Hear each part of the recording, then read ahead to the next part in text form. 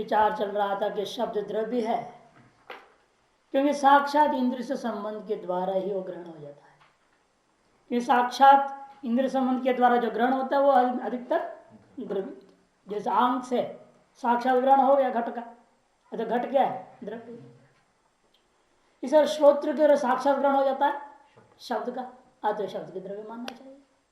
और जो साक्षात नहीं, जो परंपरा है वो गुण है, ऐसा उनका कहना है। जैसे घट में रूप है, साक्षात नहीं है ना, पहले घट का आंख से संयोग हो गया, आंख ने घट के से संयोग कर लिया, फिर घट में समय समय से रूप था, तो संयुक्त समवाय हो गया ना, परंपरा हो गई। तो रूप और गुण जाति वगैरह को ग्रहण करने के लिए परंपरा संबंध होता है, और रूपत्व के लिए और भी संयोग संवेद समवाय। तो साक्षात जिसका ग्रहण है वो केवल संयोग संबंध से होता है, और जिनका ग्रहण कर रहे हैं वो हमेशा द्रव्य होता है। साक्षात संबंध से, इंद्रिय का संबंध से कभी भी गुणों का ग्रहण नहीं होता, अतएव शब्द को भी द्रव्य मानना चाहिए। ये कह दिया कौन? प्राभाकर ने। मीमांसकगण विशेषण प्रभाकर कहना है, एकमात्र भट्ट भी कोई माने नहीं है। इसलिए अब वैशेषिक क्या करेगा? खंडन करने के लिए खुद कुछ नहीं बोलेगा, क्या क्या भट्ट को भिड़ा देगा, आपस में तुम लोग लड़ो। कहते कि देखो, साक्षात इंद्र संबंधे न गृह्यमाणत्वा घटवद चेत न, क्यों? साक्षात विशेषण ही व्यर्थ है, विशेषण ही व्यर्थ है, व्यर्थ विशेषणत्वा। क्यों विशेषण व्यर्थ है? क्योंकि हमने बोल रहे हैं, कुमार भट्ट कहते हैं, उनका कहना है गुण और द्रव्य भेदाभेदवादी है, वो भेदाभेदवादी, पूरा भेद मानते हैं हम लोग, वैशेषिक और नहीं आएंगे, लेकिन कुमार भट्ट भेदाभेदवादी है। उनका कहना है कि देखो, एक घट का जैसे चक्षु के साथ संबंध होने से घट रूप का ग्रहण होता, घट का ग्रहण होता है, साथ साथ घट रूप का भी ग्रहण होता है। उनके यहाँ संयोग ही संबंध है, संबंध ही संयोग है, न संयोग और संबंध दोनों पर्यायवाची है कुमार भट्ट के लिए। संयोग और संबंध नाम का चीज जो है वो पर्यायवाची है, क्योंकि उनके यहाँ समवाय विशेष चीज होता है और संयोग होता है। इस संबंध दो प्रकार का मानने की जरूरत नहीं है। समवाय तो विशेष पदार्थ ही हो गया, उसको संबंधात्मक मानोगे तुम्हारी मर्जी है, संबंधात्मक मानने की जरूरत नहीं। वो एक ऐसी पदार्थ है जो द्रव्य और गुण का बीच में जोड़ने वाला पदार्थ है, समवाय को पृथक पदार्थ मान लिया है। और आज संबंध की बात करते, संयोग ही एक संबंध है और दूसरा कोई संबंध की जरूरत नहीं। कुमार भट्ट का कहना है भेदा भेदवादी नाम रूपादि व्यवहित संबंधो नहीं अस्ति, रूपादियों के साथ परंपरा रूपी व्यवहित संबंध हम मानते ही नहीं है। क्यों ना मानते हो? तो भेदाभेद के वजह से, कि द्रव्य में गुण अभिन्न है विषय दृष्टिया, पदार्थ दृष्टिया भिन्न है। इसको द्रव्य कहूंगा, उसको गुण को। घट द्रव्य है, रूप गुण है। ये जो कहता हूं पदार्थ दृष्टिया हम भेद मान रहे हैं, वस्तु दृष्टि वास्तव में क्या है? वो दोनों भिन्न है क्या? यदि भिन्न हो जाए फिर तो घट को छोड़ो रूप को ले आओ, रूप को छोड़ दो घट को ले आओ बोलेगा आदमी। ऐसे तो होता नहीं है, केवल घट को छोड़ के रूप को ला सकता है कोई, या रूप को छोड़ के घट को ला सकता है? नहीं ला सकता। तो इसको अभिन्न भी मानना पड़ेगा। यदि अभिन्न नहीं है, अत्यंत अभिन्न है, फिर दो संज्ञाएं क्यों? यदि कोई कहे अत्यंत अभिन्न दो वस्तु होगा और दो क्यों नाम बोले, उसको द्रव्य उसको गुण क्यों क्या हो गए? तब से कहते नहीं भिन्न भी है। अतः भेदाभेदवाद में किस दृष्टि से भेद मानना है, किस दृष्टि से अभेद मानना है, विचारने विषय उनका अपना है। अतएव उनका कहना है जब संयोग से मैं घट को ग्रहण करता हूं, उससे अभिन्न विद्यमान रूप का भी ग्रहण हो जाता है। अलग इसमें संयुक्त समवाय नाम का परंपरा संबंध मानने की, या संयुक्त संवेद समवाय नाम का परंपरा संबंध मानने की जरूरत ही नहीं है। क्योंकि हेतु घटक साक्षात शब्द विशेषण व्यर्थ हो जाता है कि भाटगण द्रव्य गुण को परस्पर भेदाभेद मानते हैं। जैसे आप दूसरा क्या है, जाति और व्यक्ति कैसा है? भेदाभेद है सभी के मत में। क्यों? व्यक्ति का मरने पर भी जाति तो रहेगी ना, लेकिन जाति व्यक्ति क्यों ना रह सकती है क्या? जाति व्यापक तत्व मान करके वो रह गई कहा जाता है, लेकिन व्यक्ति के बिना जाति को अभी कहीं भी अभिव्यक्त नहीं कर सकते आप। मनुष्य तो को कहाँ देखो ढूंढोगे, हवा में ढूंढेंगे नहीं मिलेगा। उसके लिए मनुष्य शरीर तो चाहिए, तभी तो मनुष्य तो दिखेगा। लेकिन एक मनुष्य का मरने से वो मनुष्य नष्ट नहीं होगा, मनुष्य तो रहेगा। इसलिए भिन्न भी है अभिन्न भी है, व्यक्ति से भिन्न है। क्यों? वह व्यक्ति का मरने पर वो चीज रह जाता है। अभिन्न इसलिए है क्योंकि वो जाति का स्वतंत्र रूपेण कहीं भी प्राप्त नहीं हो सकता। व्यक्ति को त्याग करके स्वतंत्र रूपेण जाति मात्र की अभिव्यक्ति नहीं हो सकती, अतएव उसको अभिन्न भी मानते हैं। इसलिए प्रभाकर को कह रहा था कुमार भट्ट, जैसे आप जाति और व्यक्ति को भेदाभेद मानते हो, वैसे हम द्रव्य और गुण, व्यक्ति और गुण, उसको भी हम भेदाभेद मानेंगे। इसलिए परंपरा संबंध मानने की जरूरत नहीं रहा, तो सब कुछ साक्षात से ही हो रहा है। तो साक्षात विशेषण किसका व्यावर्तक होएगा? साक्षात इंद्रिय ग्राह्यत्म, यह विशेषण जो साक्षात है व्यर्थ हो गया। क्यों? उसका व्यावर्तक किसको व्यावर्तन करेगा? व्यावर्तिभूत कोई दूसरा वस्तु है ही नहीं। तब वो कहेगा प्रभाकर ठीक है, फिर ऐसे करता हूं, साक्षात शब्द को निकाल देता हूं और हेतु तो बना दूंगा स्वसंबद्ध इंद्रियेण गृह्यमाणत्वात्, स्वसंबद्ध इंद्रियेण गृह्यमाणत्वात्, शब्दो द्रव्य स्वसंबद्ध इंद्रिय गृह्यमाणत्वात्। तथापि वैयर्थ्यम इंद्रिय पद से, ऐसी स्थिति में तो इंद्रिय पद ही व्यर्थ हो जाता है। क्यों? स्वसंबद्ध, संबद्ध गृह्यमाणत्व, सीधा कह दो स्वसंबद्ध गृह्यमाणत्व, इंद्रिय शब्द के बाद कोई जरूरत ही नहीं रह जाता है। इतना ही नहीं बल्कि हम कहेंगे स्वपद भी व्यर्थ है, ग्राह्य पद भी व्यर्थ है। स्वपदस्य ग्राह्य पद व्यावर्तनम नास्ति, उसके द्वारा व्यावर्तिक क्या है? क्या किसी के द्वारा कोई अग्राह्य का ग्रहण हो रहा है?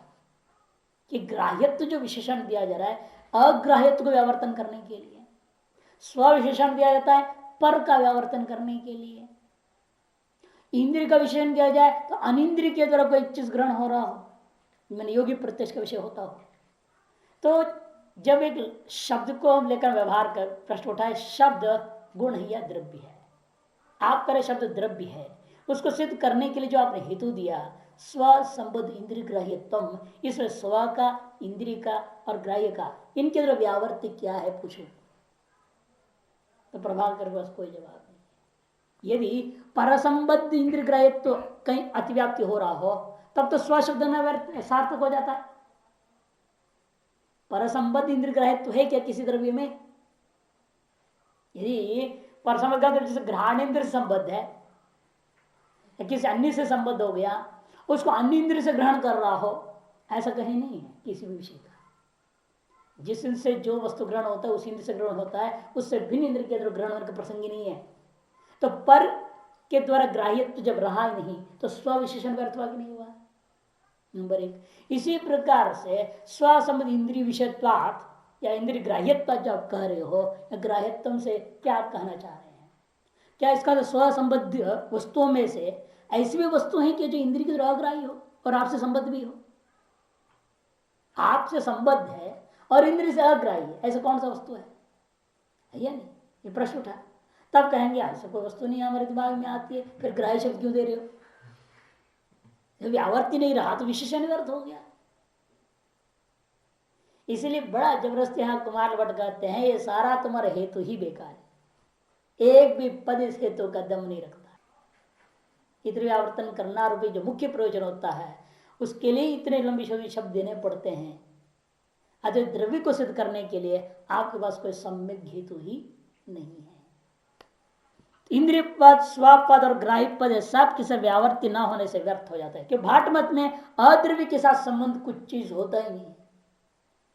अद्रव्य के साथ इंद्रिय का संबंध हो तब कहेंगे ना तो स्व संबंध इंद्रिय ग्राह्य तुम, क्योंकि अद्रव्य नाम का चीज कहाँ रह गया? द्रव्य से भिन्ना भेदा भेदवाद में द्रव्य से भिन्न रहा नहीं गुण। अद्रव्य रूपा गुणादि के साथ इंद्रिय का संबंध कुमार भट्ट मानते ही नहीं है। इसे स्वसंबद्ध विशेषण व्यर्थ हो गया। इस प्रकार से सारे शब्दों के अर्थ सिद्ध कर दिया। और संयोग और संबंध पद जैसा बता चुका हूं, कुमार भट्ट के मत में पर्यायवाची है। इंद्रिय संबंध करने से क्या फायदा होगा? इंद्रिय से संबंध होगा तो क्या होगा? संयोगित तो होगा ना। तो फिर इंद्रिय विशेषण व्यर्थ हो गया, क्योंकि संबंध का अर्थ हमारे मत में क्या है? संयोग। इसे इंद्रिय संबद्ध ग्राह्यत्व कहने की जरूरत नहीं है, संबंध ग्राह्यत्व कह दो। संबंध ग्राह्यत्व मतलब संयोग है ग्राह्यत्व, कि संबंध शब्द का अर्थ ही हमारे मत में संयोग है। अतः इंद्रिय शब्द भी व्यर्थ हो जाता है।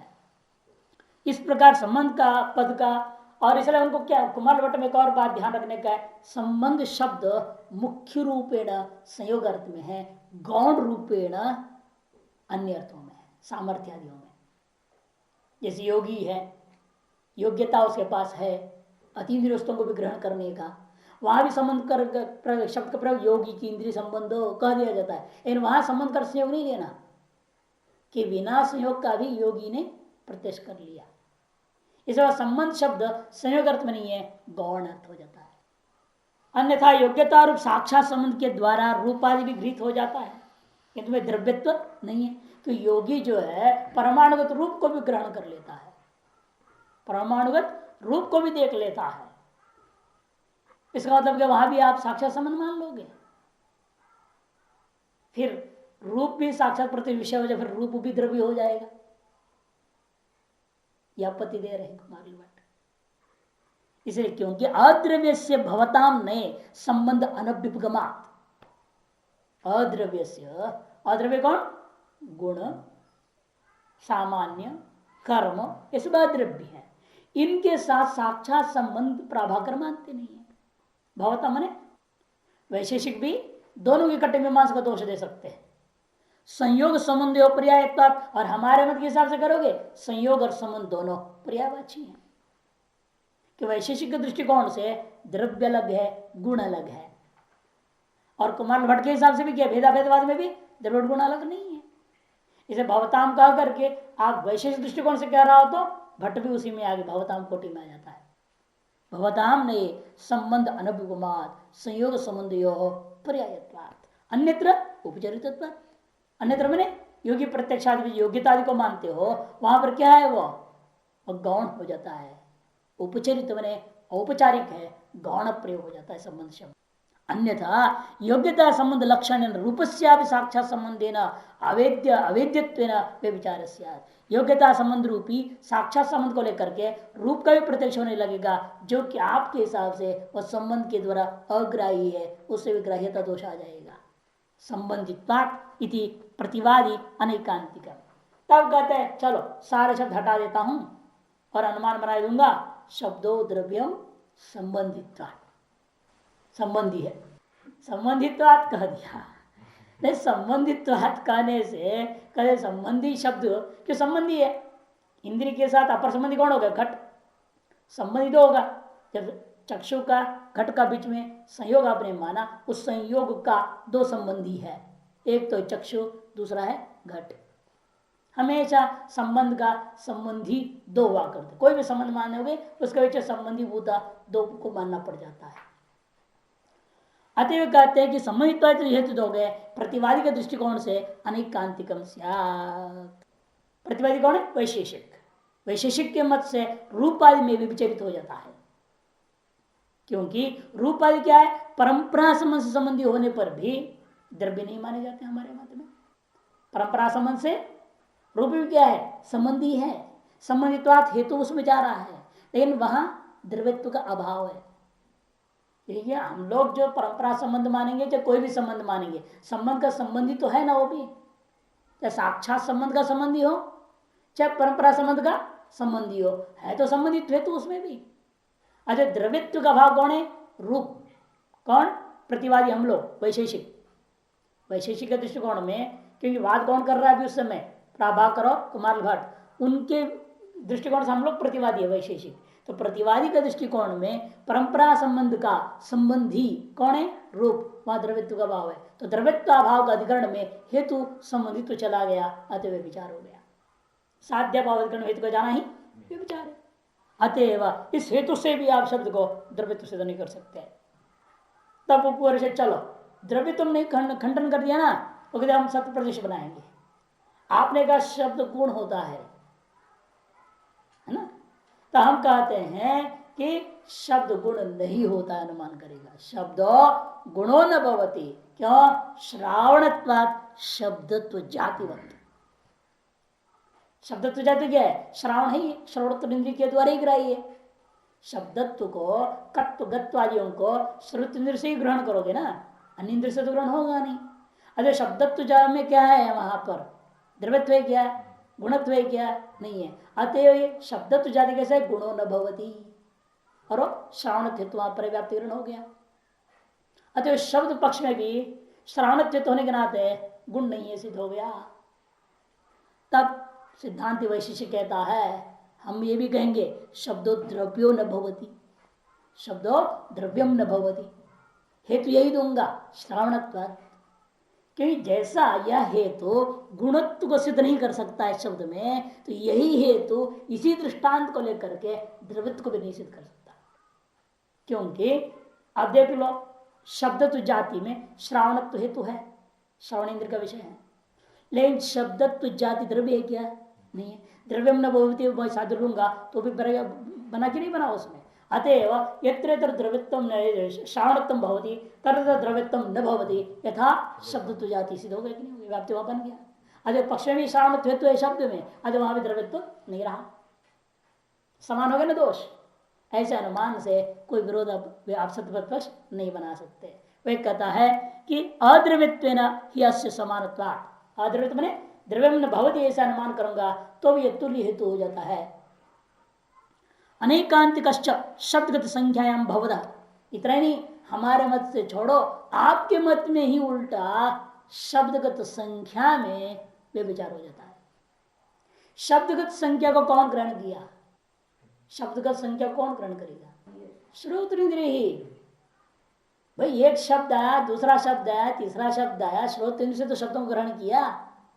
अतः कितनी शब्द आपने सुना है, ये भी श्रोत्र इंद्र से निश्चय होगा, उसका विषय तद्गत संख्या भी है ना। संयुक्त समवाय सम बोलोगे आपके मत में सबसे क्या है? प्रभाकर के मत में शब्द को द्रव्य मान करके शब्द का प्रत्यक्ष आपने श्रुति से कर दी संयुक्त संबंध से, और शब्द में रहने वाली संख्या को संयुक्त समय संबंध सब करोगे कि नहीं करोगे? प्रभाकर। तो स्थिति क्या बनी? संयुक्त समवाय सन्निकर्ष से उसको क्या हो गया? शब्दगत संख्या का प्रत्यक्ष हो गया। अभी किससे हुआ? लेकिन अभी श्रोत इंद्र के द्वारा ही। श्रावण तत्व वहां पर है या नहीं? लेकिन वो गुण नहीं है क्या? मीमांसा शब्दगत संख्या में द्रवित भी नहीं रहता। साध्य भाव अधिकरण में हेतु का चले जाना अनेकांतिक आपके मत में स्थापित हो गया। आपका अनुमान स्वयं आपके लिए ही व्यभिचारी ग्रस्त हो गया, व्यभिचार दोष ग्रस्त हो गया, व्यभिचारी हो गया।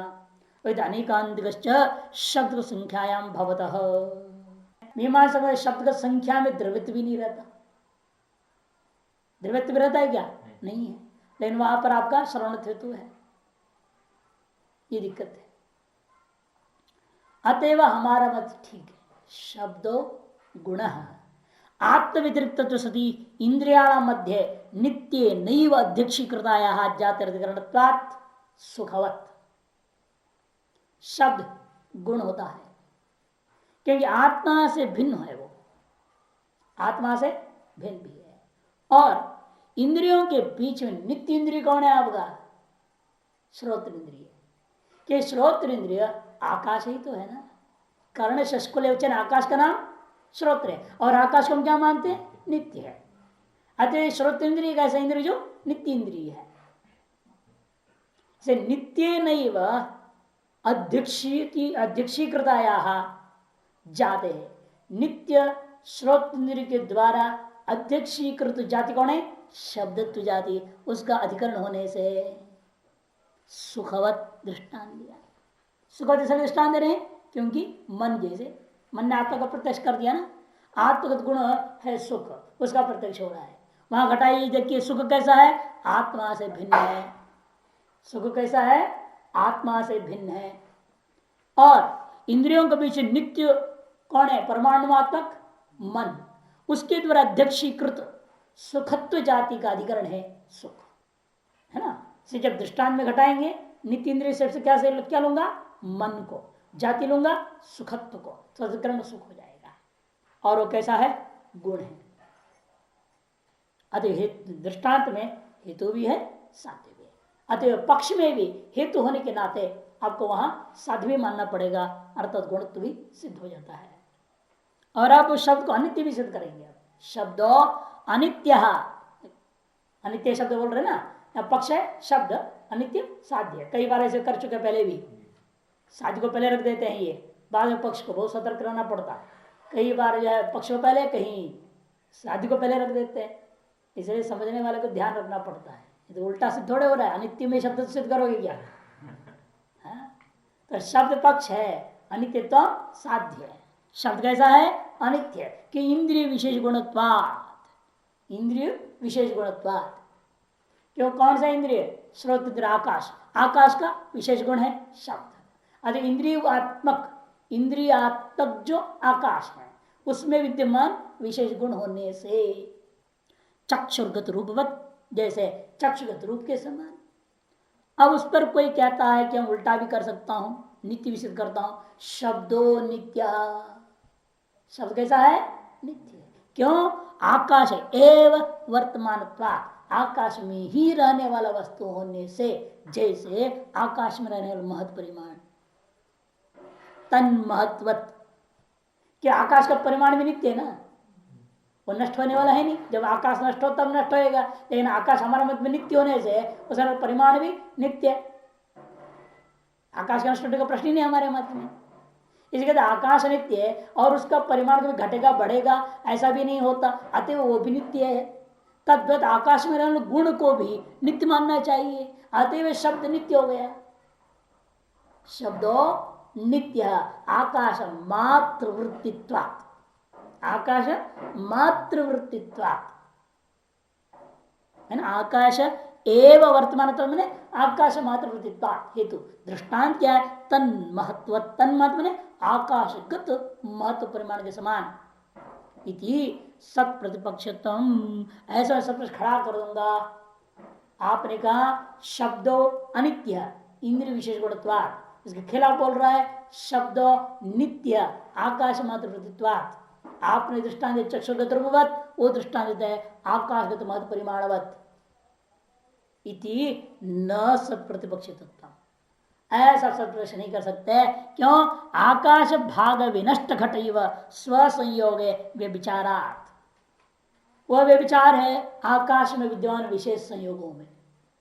आकाश है बहुत विशाल है, व्यापक है, कोई संशय नहीं हम, लेकिन आकाश के ही एक भाग में घट है, एक भाग में कुछ और, एक भाग में कुछ और, एक भाग में कुछ और है, अलग अलग है ना। ऐसा हम ही लोग ऐसे कमरे का आकाश है ना, कक्षावच्छिन्न आकाश। इस कक्षावच्छिन्न आकाश में हमारा सहयोग पूरा का पूरा है क्या? नहीं, पूरे कक्षावच्छिन्न आकाश का हमारा सहयोग नहीं है। कि कक्षावच्छिन्न आकाश का एतद्देशावच्छिन्न भाग में हमारा संयोग विशेष है, तद्देशावच्छिन्न भाग में इनके शरीर का संयोग है, एतद्देशावच्छिन्न भाग में उनका शरीर का संयोग है, वो उस देशावच्छिन्न भाग में उस शरीर का संयोग है। ऐसे तत्देश इसमें भी मानना पड़ा। जैसे महाआकाश में एक कक्षा को एक मान लिया, एक भाग मान लिया, तदवच्छिन्न आकाश माना, उसमें आपका संयोग पूरे में नहीं है ना। इसीलिए यथा आकाश में आप एक विनष्ट घट का संयोग ले लो, वो कहाँ रहेगा? पूरे आकाश में रहेगा? नहीं, ये किंचित भाग में रहेगा। वही कहते आकाश भाग विनष्ट घट संयोग, घट इव स्व, घटे इव स्व संयोगे। जैसे घट में भी संयोग दोनों जगह रहेगा, उस विनष्ट घट का जो संयोग घट में भी है और तद्देशावच्छिन्न आकाश में है। व्यापक आकाश का एक भाग में एक विलक्षण संयोग मिला है ना। वह विलक्षण संयोग में, वो विलक्षण संयोग कैसा है आपका? अनित्य की नित्य? अनित्य। अर्थात आपके साथी का भावाधिकरण हुआ कि नहीं हुआ? वो आपने जो सत्य प्रतिपक्ष बनाया उसका साथी क्या है? शब्दो नित्य, उसके अभाव क्या है? अनित्य। तो उसका अधिकरण कौन हुआ? आकाश विद्यमान, यह एक विशेष संयोग है ना। आकाश विद्यमान यह विशेष संयोग, लेकिन वह संयोग आपका हेतु, उस संयोग में क्या है? हेतु बैठा हुआ है, आकाश मात्र वृत्तित्वात् ये भी बैठा हुआ है। अतएव साध्य भावकर्म हेतु होने से विचार हो गया। आकाश भाग विनष्ट घट इव स्वसंयोगे वे विचारात, क्योंकि आकाश मात्र वृत्ति है ऐसा नहीं कह सकते महत्व प्रमाण के समान। तो सर्वश्रेष्ठ प्रयोग का खंडन कर दिया, शब्द अनित्य होता है क्योंकि जो है आकाशगत विशेष संयोग में उसका वे विचार है। एक और अनुमान करते हैं, शब्दो अनित्य अरसत्वे सति अवयवी अग्राहकेण गृह्यमाण जातिरकरणत्वात् गंधवदिति भाट्टम प्रति। एक कुमार भट्ट के प्रति जानबूझ के कर रहा अलग से। शब्द कैसा है? अनित्य है।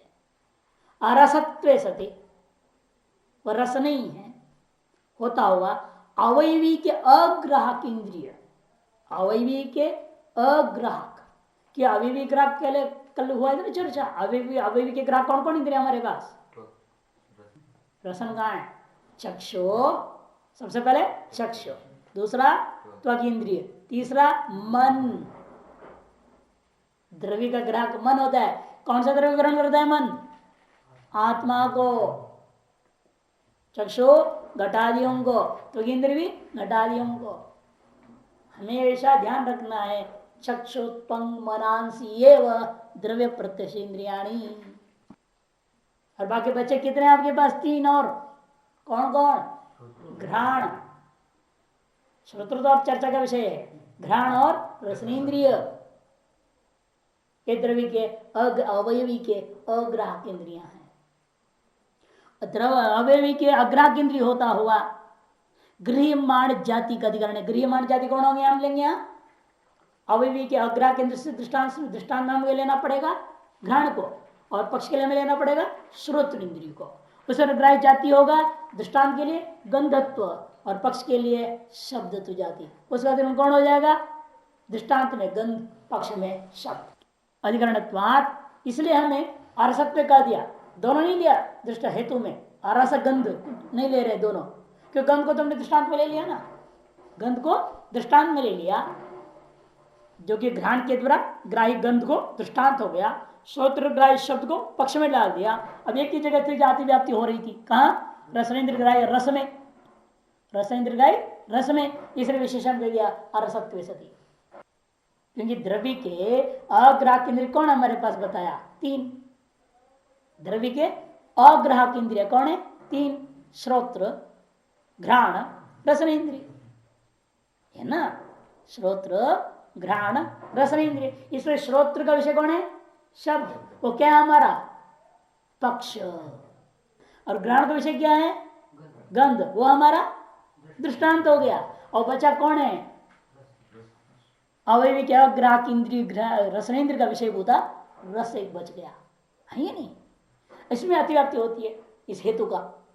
यदि हम हेतु करते अवयवी अग्राहक गृह्यमाण जाति से आप रसत्व ले सकते थे, तब कौन हो जाएगा? रस, अतिव्याप्ति हो जाएगा। तो निवारण करने के लिए अरसत्व। अब कहीं और जा ही नहीं सकता, और कहीं भी जा नहीं सकता, क्योंकि एक तो हमारा पक्ष है, दूसरा सपक्ष है। अवयवी अग्राहक इंद्रियां 3 में से, इंद्रिय का विषय में से 3 में से 2 को हमने क्या कर दिया? एक को पक्ष, एक को सपक्ष कर दिया है। और विपक्ष बचता एक ही है, जहां व्याप्ति हो सकता है रस। इसलिए अरसत्व सती अवयवी अग्राहक इंद्रिय हो जाएगा घ्राण इंद्रिय। दृष्टांत घटाऊंगा तो, जब दृष्टांत घटाऊंगा अवयवी अग्राहक किसको लूंगा? घ्राण इंद्रिय। उसके अंदर ग्राह्य जाति हो जाएगी गंधत्व, उस जाति का अधिकरण कौन हो गया? गंध, दृष्टांत में चला गया हेतु। और वहां उस हेतु में अनित्यत्व भी है, गंध में साध्य है ना अनित्यत्व, इसलिए हेतु भी है, साध्य व्याप्ति व ग्रहण हो गया। अब पक्ष में अरसत्व सती, पक्ष में अरसत्व ही है। पक्ष क्या है? शब्द, उसमें रसत्व तो रहता नहीं है, इसलिए अरसत्व आ गया उसमें। और अवयवी ग्राहक इंद्रिय हो जाएगा श्रोत्र, तदग्राह्य गृह्यमाण जाति है शब्दत्व, उसका अधिकरण हो जाएगा शब्द पक्ष में चला गया। आज हेतु रह गया तो अपने आप साध्य अनित्यत्व वहां स्वीकार करना पड़ेगा। इति भाट्टम प्रति यच्च नित्य शब्द आत्मविशेष गुण अन्य से इंद्रियाण मध्य नित्य नहीं गृह्यमाणता तद दुख भाव अनेकांतिकम। और जो लोग कहते नहीं भाई शब्द नित्य है, किंतु क्यों? क्योंकि आत्मा का विशेष गुण हो उसे भिन्न होता हुआ इंद्रियों के बीच में नित्य इंद्रिय श्रोत्र के द्वारा ग्राह्य है। वो जो नित्य के द्वारा ग्राह्य होता है वो गुण भी नित्य होता है, ऐसे करके पकड़ रहा है वो। जैसे दृष्टांत ने क्या कर दे, इसलिए कहते गृहमाण नित्य शब्द नित्य है, आत्मविशेष गुण भिन्न होता हुआ इंद्रियों के मध्य में नित्य के द्वारा गृहमाण होने से दृष्टांत लेंगे हम। कौन? आत्मा ही लेना। आत्मा भी कैसा है? आप गधे को पूरा घटेगा, आत्मविशेष गुण भिन्न ही है। आत्मा आत्मविशेष गुणों से भिन्न है और इंद्रियों के बदले नित्य इंद्रिय कौन? मन। मन के गृहमाण है या नहीं? इसे आत्मा में तो चला गया और आत्मा नित्यत्व तो ही है। आत्मा को तो सभी लोग नित्य मानते हैं। अतएव आत्मा भी दृष्टांत में हेतु घट गया, अतएव अक्षय में घट जाएगा शब्द में। ऐसे भी कोई कहे तब कहते नहीं नहीं, दुखा भाव में व्यभिचार है तुम्हारा। यही तो कहाँ व्यभिचार हो रहा है? दुखा भाव में। दुखा भाव से किस दुखा भाव को लेना? दुख प्रध्वंस भाव नहीं, दुख का प्राग भाव में। दुख का प्राग भाव भी कैसा है? किसके द्वारा ग्रहण होगा? मन के द्वारा ग्रहण होगा। कि दुख कहाँ होता है? इनके मत में आत्मा में, यहां मत में सुख दुख इच्छा द्वेष प्रत्यय कहाँ है? आत्मा का गुण है। इसे दुख का प्राग भाव आत्मा में है, ये कौन जानेगा? मन से तो पकड़ोगे आप। मन में आपने नित्य माना है, सारा भाग लक्षण घटेगा। आत्मा का विशेष गुण से भिन्न भी है प्राग भाव, क्योंकि विशेष गुण कौन है? दुख है। दुख प्राग भाव तो गुण नहीं है ना, वो तो अभाव है। इसलिए आत्म विशेष गुण भिन्नत्व कहाँ गया? दुख प्राग भाव में। और दुख प्राग कैसा है? नित्य नहीं, वह इंद्रियों के बीच में से नित्य इंद्रिय मन के द्वारा गृह्यमाण है। जो नियम है न्यायिक वैशेषिक मीमांसकों में सभी में, योग गुणों ये इंद्रिय ग्राह्य तदगत जातिर तद अभावश्च तेन ग्राह्य। जो गुण जिस इंद्र से ग्रहण होता है उस गुणगत जाति को और उस गुण के अभाव को उसी इंद्र से ग्रहण का होता है। इस नियम के आधार पर मन के द्वारा मैं दुख का प्रत्यक्ष करता हूं आत्मगत गुण का, है ना। अच्छा, दुख प्रागभाव का प्रत्यक्ष कौन करेगा? मन ही तो करेगा। तो हेतु गया कि नहीं दुख प्रागभाव में। और लेकिन वहां आपका साध्य है कि नित्यत्व है। दुख प्रागभाव नित्य है? कोई भी प्रागभाव नित्य नहीं होता। प्रागभाव अनादि वाले है लेकिन शांत हो जाता है वो। घट प्रागभाव मृतिका से कब से मालूम नहीं किसी को। जब से मृतिका पैदा हुआ तब से घट प्रागभाव मृतिका में है, लेकिन जिस दिन घट को बना लेता है कुंभकार, उस दिन से घट प्रागभाव खत्म हो गया, नष्ट हो जाता है। तद दुख प्रागभाव जिस दिन आपके अंदर दुख पैदा हो गया, नष्ट हो गया कि नहीं हो गया? वो तो नित्य तो नहीं है ना। तो साध्य भाव अधिकरण हेतु चला गया। साध्य है नित्यत्व, उसका भाव कौन हो गया? अनित्यत्व। ये कहाँ है? दुख प्रागभाव में। वहां आपका हेतु है आत्मविशेष गुण भिन्नत्व सती इंद्रियाणाम मध्य नित्य मनात्मक इंद्रिय के द्वारा गृह्यमाण है वो। तो साध्य गुण हेतु चला गया दुख प्रागभाव में, तो आपका हेतु विचारी होने से इस शब्द में नित्यत्व सिद्ध नहीं हो सकता। इसलिए कहते हैं सामान्य सती विशेषण है अभी, और सामान्य और विशेषण जोड़ दूंगा तब भी परमत है तत्र जातिरभिगमात। परमत में उसमें भी जाति माना जाता है, अभाव में भी जाति है। अभाव में अभावत्व जाति को दूसरे लोग मानते हैं, उनके दृष्टिकोण में आपका अनुमान तब भी व्यभिचारी हो गया उस दुख प्रागभाव में। कि मीमांसक गण बोले हम नहीं मानते हैं, न्यायिक वैशेषिक लोग अभाव में अभावत्व जाति नहीं मानते। जब उसका नाम है अभाव रख दिया तो जाति कहां से होगा? लेकिन उनका कहना कि नहीं नहीं हो प्रतीति का दृष्टिकोण। हम क्यों, हम लोग जो भी मानते हैं पदार्थ का लक्षण क्या है? पदार्थ कहते हैं ना आप, किस अभाव भी एक पदार्थ है कहते हो। पदार्थ किसको कहा जाता है? पदार्थ का लक्षण मालूम नहीं, सीधे सीधे भी करना पदस्य अर्थ है पदार्थ। पदे न गम्यो अर्थ है पदार्थ।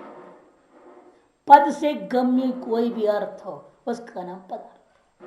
अभाव एक पद है या नहीं, उसके गम्य कोई ना कोई अर्थ होगा ना। वह अर्थ सतत होगा कि निस्तत्व होगा? सतत्व होगा। सतत्व होगा तो जाति माननी पड़ेगी, नहीं तो असत पदार्थ हो जाएगा। खपुष्पवत, खपुष्प में खपुष्प तो जाति नहीं मानता। क्यों? वह पद गम्य अर्थ होता हो भी वो निस्तत्व है। लेकिन जब पद कम है और तो सतत्व होगा उस जरूर जाति होगी घट द्रव्यादिवत। अच्छा अभाव में भी अभाव तो जाति मानता है। यथा भूतलनिष्ठ घटाभाव, चतुर्निष्ठ घटाभाव, हर वितलनिष्ठ घटाभाव, नहीं पाकशालानिष्ठ घटाभाव, यदि अनेक घटाभाव सन्ति यथा तेषु सर्वेषु घटाभावेषु यत्किंचित् सामान्यं स्वीकर्तमिति मत्वा तच्च सामान्यं किमपि चेत् घटाभावत्वमिति अन्यथा न भवति। अतः घटाभावत्वम् इति एका जातिर स्वीकार्या। अनेक प्रकार घटाभाव मानते हैं, ये भी घटा वहां भी यहाँ भी यहाँ भी यहाँ भी हजारों घटाभाव है। क्यों घट में भी घटत क्यों मानते हो आप? घट में घटत क्यों मानते हैं? क्योंकि घटत्व या कोई भी जाति है उसका लक्षण क्या है? नित्यम एकम अनेकानुगतम, है ना। यथा अनेके घटाः सन्ति तस्मिन् एका जातिर् स्वीक्रियते तथा अनेके घटाभावापि सन्ति अतः तत्रापि घटाभावत्वं जाति स्वीकार्या। सीधे सीधे तर्क है। इसे मीमांसकों का कहना है घटाभाव में घटाभावत्व जाति है। तो इसलिए वैशेषिक कह रहा आप मीमांसक दृष्टिकोण से सामान्यवत्ते सती ये विशेषण देने पर भी दुख प्राग भाव में विचार होगा कि दुख प्राग में कैसा है? सामान्य वाला है। हेतु तब भी वहां जा रहा है। अतः व्यभिचार तो इससे बचता नहीं है। वैशेषिक दृष्टिकोण से बोले व्यभिचार नहीं है, किंतु आपके अनुमान में आप ही के दृष्टिकोण से व्यभिचार हो गए ना, ये इनका कहना है। परम मते माने मीमांसक मते तत्र जातिर यदाह श्लोक वार्तिक दे रहे कुमार भट्ट का यद्वा अनुवृत्ति व्यावृत्ति बुद्धिग्राह्य यतस्त्वयं तस्माद् गवादिवद्वस्तु प्रमेयत्वाच्च गम्यताम्। यद्वा अनुवृत्ति व्यावृत्ति बुद्धिग्राह्यो, क्योंकि जाति हमेशा अनुवृत्ति और व्यावृत्ति के द्वारा ग्रहण होता है। अयंगट अयंगट अयंगट अयंगट अयंगट अयम पट अयम पट अयम पट अयम पट अयम पट। अब अयम घट अयम घट अयम घट में अनुवृत्त है घटत्व और व्यावृत्त है अयम पट अयम पट अयम पट में, क्या घटत्व नहीं है। इस तरह पटत्व अयम पट अयम पट में अनुवृत्त है और अयंगट अयंगट अयंगट में व्यावृत्त है। इस अनुवृत्ति और व्यावृत्ति के द्वारा जातीयकरण हो जाता है। ग्राह्यो यतः स्वयं तस्मात्, जिसलिए ऐसा इसलिए गवादिवद गौ आदि के समान सामान्य नाम का चीज को भी एक पदार्थ मानना चाहिए और प्रमेयत्वाच्च गम्यताम, और प्रमेयत्व भी उसके अंदर है, प्रमेय भी है, अतः उसको एक स्वतंत्र पदार्थ मानना चाहिए। सामान्य को जाति को ऐसे उन्होंने कहा।